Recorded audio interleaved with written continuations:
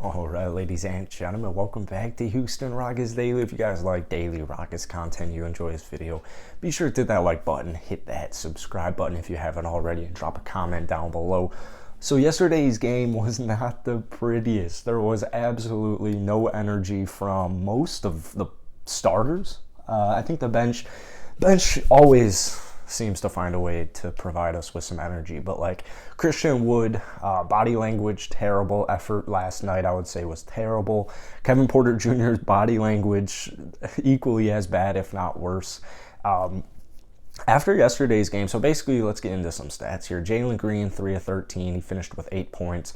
KPJ, just terrible, minus 25, worst on the team.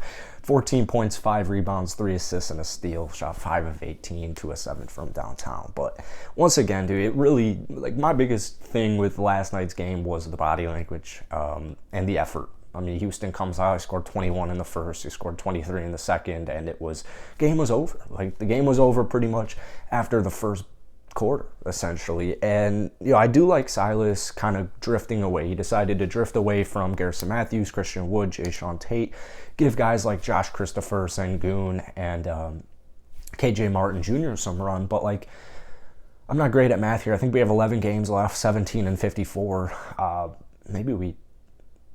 I don't even want to do the math, to be honest with you. We have somewhere around 10 remaining games. I need to see some different lineups, but I do want to talk about KPJ real quick because after yesterday's game, there were like, what's this long black hair doing on my bed? This is going to go right here so it's disposed of. That's fucked. Look at this. Anyways, KPJ last night put up a shitter, and he tends to do that here and there. My thing with Kevin so far this season is, like, if you zoom out, it's like a stock. If you zoom out, especially the last 10 games, just go to like the last week, this guy's averaging 17, 5, and 6 on 43% from the field and 36 from downtown. But the best part is he's averaging less than 4 turnovers per game. Less than 3 turnovers per game. In his last 10, he's only averaging 2.8 turnovers. Last night, as bad of a game as it was, he only had 2 turnovers. And so you have all of these, I don't want to call them like phony, fake Rocket fans, but like that's essentially kind of what they are. It's like dudes who, came to Houston to become a fan for James Harden, hop on the bandwagon, which there's no shade at all. That's what I did. But these are dudes who like just don't watch the Rockets play because they're so bad to watch or so boring. And then when you have like a bad stat line come out or you tune into a game and you're just not pleased, it's like, oh, get rid of KPJ, like nothing would happen if you waive KP right now and just move on with like Josh Christopher, Dennis Schroeder, like Daishen Nix. Like, I like all 3 of those players. I actually love Dennis Schroeder and the energy and effort he's providing with us, but like Josh Christopher, Daishen Nix, like, come on, let's be real now. Like, how can you actually want to get rid of Kevin Porter Jr., not even trade him, just literally drop the guy and have Daishen Nix become the starting? Like, come on. Right? We already have 17 wins. Like, that's a recipe for, no disrespect to Josh Christopher or Daishen Nix, because it would help their development, but like, they're still seeing 20 minutes a night. Maybe not Daishen right now, but Josh Christopher, second half of the year, has been seeing pretty much like 25 minutes a game. So Kevin, like, maybe if the Rockets were dog-eat desperate to make the playoffs, like maybe if we still had James Harden, like, yeah. But I think a lot of Rocket fans are coming to the idea of like, all right, yeah, Kevin might not be our franchise point guard. He might not be the long-term point guard, but he's still a great piece. He's still a great young piece to have. I mean, the kid's 21 years old. He's played 50 or so games this year. He only played 20 for us last year. So he's played literally like 70, 72 games at the point guard position for this franchise, for the Rockets. So that's not even a full season. And to see all these people just kind of write him off, it's like, well, I don't want to, like, I don't want, it's tough because it's like, all right, well, what if next game Kevin Porter Jr. goes like 22, 6, and 8? Like, all those people will be like, let's give him some more run. Like, it's like, well, pick a side. But anyways, I feel like most Rocket fans are finally coming around, like, even if he doesn't work out to be our star franchise point guard, you can still get Like, you can still develop Josh Christopher. You can still develop Daishen Nix. You could still even draft Jaden Ivey if it makes sense, if that's this guy who Rockets want, and put KPJ either at the 3 spot, which I'm not a huge fan of because of his defense, but put him as the 6 man. Give him 25 a night. Put him as the 6 man. So, like, I think finally Rocket fans are starting to come along to, like, all right, just because he's inconsistent or he'll have a bad game like last night, like, doesn't mean we should throw in the towel and be like, all right, let's give up on this guy. Now, with Christian Wood, it's a little bit of a different situation for me because Christian's going to command a big payday.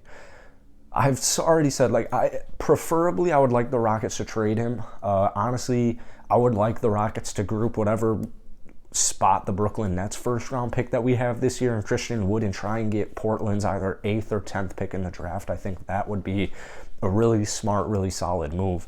The good news is Christian Wood's still averaging good stats last night, although he had a bad game and only played, 21 minutes. He still went 12 and 7, so he's still keeping, that like 17 and 10, 18 and 10 average. So he's going to get paid. I just don't think that the timeline fits up, and also with just how bad he is on defense, like, basically what I'm trying to get at here is I think all the negatives with Christian Wood, I think they just add up. Like, yeah, the age isn't necessarily an issue, but once he's up for contract and he'll be 27, he's going to want over $20 million a year, as he rightfully should.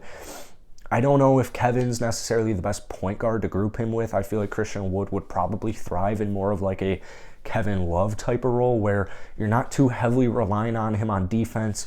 You're not that heavily reliant on him on offense, but since he's such a good player, he's such a good scorer, he's still going to get you at least 15 if he's the third option on like a contending team. So, like, I think if you give Christian Wood a solid point guard, kind of like what we saw with James Harden last year, he's going to feast offensively.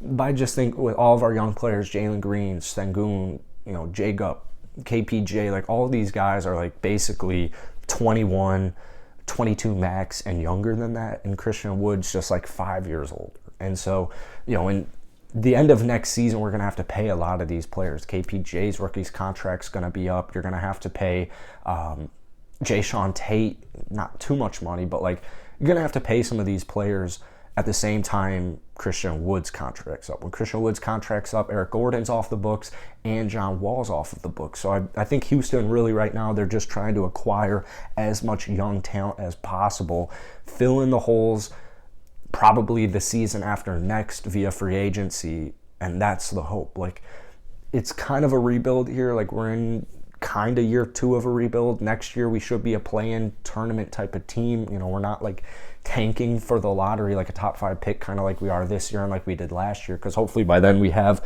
a solid amount of young talent that's like developing nicely, i.e. Sengun. I mean, Sengun last night was awesome. 5 of 7, finished with 12 points and 9 rebounds along with 3 assists. KJ Martin Jr. needs to get into the starting lineup. Like, Silas, just prioritize offense over defense for one game. Get Jae'Sean Tate out of there. He's only playing 17 a night right now anyways.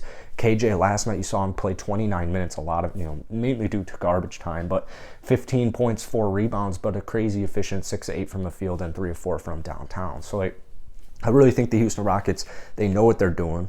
They know they're not trying to win basketball games right now. They're not even necessarily trying to go all the way next year. The hope is just that all this development continues to progress and that they kind of complement each other, and that next year we'll have a little bit more of an idea once these players are a little bit better. Then after that year, maybe we have a solid, maybe mid-first round pick. Hopefully Christian Wood's been traded by then, or you have at least a firm idea of, all right, we don't want Christian Wood or we want Christian Wood, and you make some moves in free agency, and that's when you get back into the playoffs, literally in basically 2 seasons from now. Like, I would imagine that's Rafael Stone's goal. So drop some comments down below, hit the like button, hit that sub button down below, and I'll see you guys later. Peace.